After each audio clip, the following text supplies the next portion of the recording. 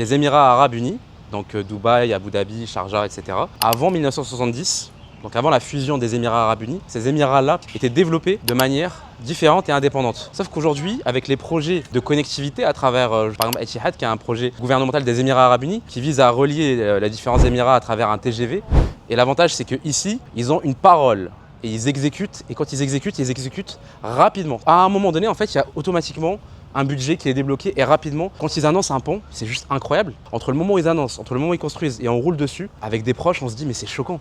On a l'impression que c'était comme si c'était hier, quoi. En l'espace de 8 mois à 12 mois, en fait, vous avez déjà une nouvelle route. Donc automatiquement, dès qu'ils voient un problème, ils écoutent, ils débloquent le budget rapidement et ils exécutent très rapidement. Et ça, croyez-moi, c'est ce qui fait que pendant que vous êtes en train de parler, de débattre, les prix continuent à augmenter. C'est l'élite aujourd'hui, c'est une vision d'attirer l'élite parce que quand vous avez bien gagné votre vie et que vous avez réussi votre vie, les 4 saisons c'est important, ok, mais le plus important c'est un gouvernement qui est à votre service et qui cherche toujours à répondre aux problématiques que vous vivez dans le quotidien pour vous ayez la meilleure sécurité, la meilleure fiscalité, les meilleurs niveaux de service, etc. Ce qu'il faut comprendre par rapport aux différentes routes, c'est qu'aujourd'hui en fait on se rend compte que ce qui crée du trafic entre Sharjah et Dubaï par exemple, c'est le fait que psychologiquement, lorsque vous avez l'habitude en fait de conduire à Dubaï, vous avez des automatismes avec les routes, les marquages qui vont être différents lorsque vous arrivez sur Sharjah. Automatiquement, psychologiquement, on va créer plus de personnes qui vont freiner et automatiquement ça va venir accentuer le trafic. Donc ça a été débloqué dans les 170 milliards de dirhams et en plus de ça, ils vont augmenter en fait le nombre de voies au niveau de la Sheikh Zayed Road à des moments où on aura au lieu de 6, on en aura plus de 10. Pareil sur l'Emirates Road, la E611 et puis la E311 où là justement ils vont venir augmenter jusqu'à 12 voies. Donc tout ça pour justement venir fluidifier la circulation de plus de 50% d'ici 2030. Donc vous voyez, ça va être très rapide. Ils sont réactifs et c'est déjà lancé, déjà exécuté à ce niveau-là. C'est ce qui va vraiment faire la différence. Et c'est pour ça, en fait, réellement qu'aujourd'hui, vous avez beaucoup de personnes qui comprennent pas, qui doivent partir des Émirats Arabes Unis